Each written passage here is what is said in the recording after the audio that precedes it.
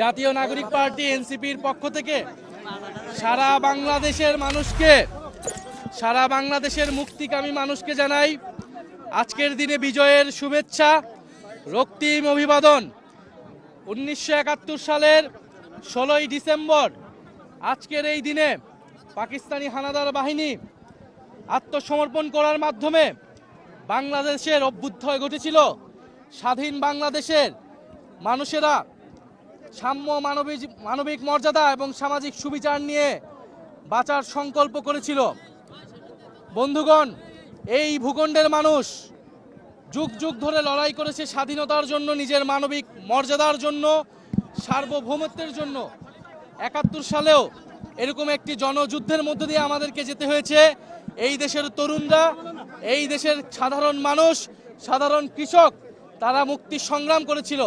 আমরা আজকের এই দিনে শ্রদ্ধার সাথে আমরা সেই সকল মুক্তিকামী মানুষদেরকে স্মরণ করি এবং আমাদের যারা শহীদ হয়েছিলেন 71-এর মুক্তিযুদ্ধে সেই সকল শহীদদেরকে স্মরণ করি, আমাদের বীরাঙ্গনাদেরকে আমরা স্মরণ করি।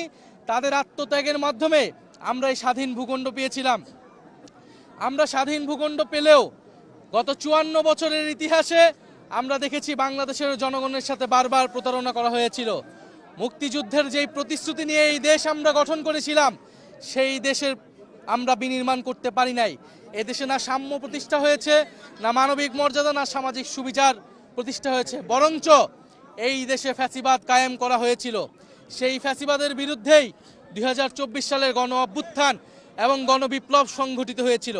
আমরা মনে করি 47 থেকে 71, 71 থেকে 24 যে ঐতিহাসিক লড়াই এই বঙ্গ জনপদের মানুষ করেছে, সেই লড়াই উত্তরসূরি আমরা সেই লড়াইকে ধারণ করে সামনের দিকের বাংলাদেশ আমরা বিনির্মাণ করতে চাই। আজকে 16ই ডিসেম্বর বাংলাদেশের মানুষের প্রতি আমাদের বার্তা হলো, যারা পতিত শক্তি, ফ্যাসিস্ট শক্তি, তারা বাংলাদেশকে অস্থিতিশীল করার জন্য নানান অপচেষ্টা চালাচ্ছে, নির্বাচনকে বানচালের চেষ্টা চালাচ্ছে। বাংলাদেশের মানুষ এখন চাই স্থিতিশীলতা, আইন শৃঙ্খলার স্বাভাবিক পরিবেশ। আমরা সরকারের প্রতি বারবার বলেছি, ওসমান হাদিকে যারা হত্যা করেছে, তাদেরকে যারা হত্যার চেষ্টা করেছে, গুলি চালিয়েছে, তাদেরকে এখনো গ্রেফতার করতে পারে নাই এই সরকার। আমাদেরকে আমাদের নিরাপত্তা নিজেদেরকেই নিশ্চিত করতে হবে।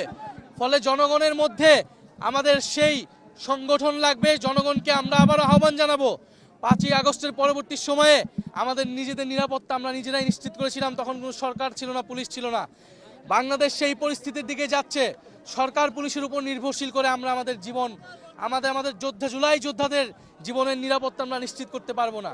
ফলে মানুষকে সচেতন থাকার আহ্বান জানাচ্ছি এবং সামনের যে নির্বাচন, এই নির্বাচনটি হচ্ছে গণভোট। ফলে আগামী নির্বাচনে, আগামী গণভোটে সংস্কারের পক্ষে গণজোয়ার তৈরি হবে। আমরা সেই প্রত্যাশা রাখি। এনসিপির যারা এমপি পদপ্রার্থী রয়েছেন, তারা সংস্কারের পক্ষে, হ্যাঁর পক্ষে শাপলাকলি নিয়ে জনগণের দরজায় যাবেন। আমরা সংস্কারের পথে বাংলাদেশকে এগিয়ে নিয়ে যাব।